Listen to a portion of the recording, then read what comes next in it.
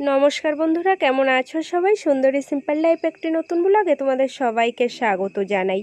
তো তাড়াতাড়ি করে সকালবেলা রান্না করে নিচ্ছি। তো রান্না করব চিংড়ি মাছ দিয়ে আর টমেটোর চাটনি বানাবো আর কিছু একটা ভাজি করব। তো তাড়াতাড়ি করে রান্না করে নিচ্ছি, আজকে আবার একটু বাজারে যাওয়ার আছে।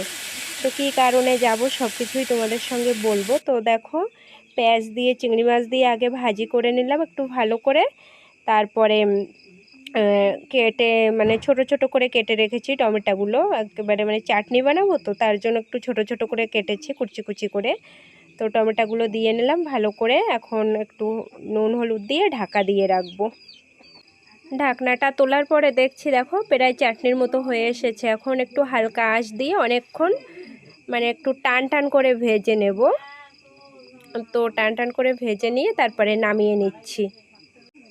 চাটনিটা তুলে নিয়ে কড়ার ভিতরটা একটু ধুয়ে নিয়ে তারপরে ফুলকপি আর আলু ভাজি করব। তো ওটাই বসিয়ে দিয়েছি। আগে থেকে ফুলকপি আর আলু একই সঙ্গে সেদ্ধ করে নিয়েছিলাম। মানে আলু অত সেদ্ধ করা লাগে না, তো একই সঙ্গে কেটে রেখেছি, তো সেদ্ধ করে নিয়েছি। ফুলকপিগুলো গরম জলে সেদ্ধ করে নিতে হয়, নাকি অনেক ওষুধ দেয় এতে, মানে পোকা লাগে, তার জন্য সার টার দেয়, তার জন্য একটু গরম জলে সেদ্ধ করেই রান্না হয়। তো ফুলকপি ভাজিতে নুন হলুদ দিয়ে ঢাকা দিয়ে রাখছি। রান্নাবাড়া করে খাওয়া দাওয়া করে একেবারে রেডি হয়ে বেরিয়ে পড়েছি বাজারের জন্য।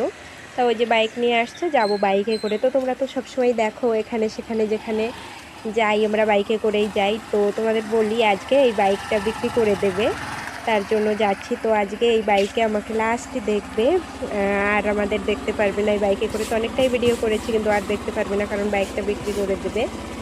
তো কেন বাইক বিক্রি করছে সেই সব বলবো তোমাদের সঙ্গে। তো বাইকটা কিনেছি আমরা 2 বছর 4 মাস হয়েছে। আর কিনেছি মানে আস্তে আস্তে করে টাকা এক জায়গা গুছিয়ে তারপর কেনা হয়েছে। একসঙ্গে তো এতগুলো টাকা এক জায়গা করা হয় না, আর কেনাও হয় না। আর আমরা এই বাইকটা কেরুর কাছ থেকে কিনিনি, আমরা ডাইরেক্ট শোরুম থেকেই কিনেছিলাম নতুন বাইক। তো বাইকটা অন্য কেউ নিয়ে মানে সামনেই বিক্রি হয়ে যাবে, ওটা দেখতে পারবো না, সহ্য করতে পারবো না। তো আমি যাব না সামনে, আমি যাচ্ছি আমার বাজারে অন্য কোনো কাজ আছে, মানে ব্যাংকে যাওয়ার আছে, আর একটু মাছ সবজি আনার আছে, তার জন্যই যাচ্ছি, আর না হলে আমি যেতাম না। তো দেখো রাস্তা থেকে যাচ্ছি, আর লাস্ট আজকে বাইকে চড়া, আর কবে বাইকে উঠবো জানি না। তো এসে গিয়েছি প্রায় বাজারের কাছাকাছি। হেলমেটটা হাতে নিয়ে অটোতে করে বাড়ি যাচ্ছি। খুবই খারাপ লাগছে, মানে মনটা ভীষণ খারাপ লাগছে। আর আনুষের বাবার হেলমেটটা ওই যে দাদা বাইকটা নিয়েছে তাকেই নাকি দিয়ে আসলো, বললো তুমি রেখে দাও, আমি আর হেলমেট দিয়ে কী করবো, তো এমনিই দিয়ে এসেছে।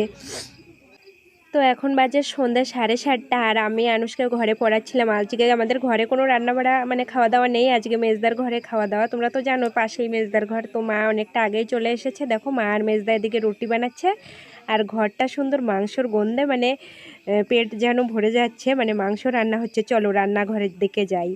এই দেখো এদিকে মাংস আধারও বেশি, মানে প্রায় হয়েই গিয়েছে রান্না, একদম লাস্ট এসেছি।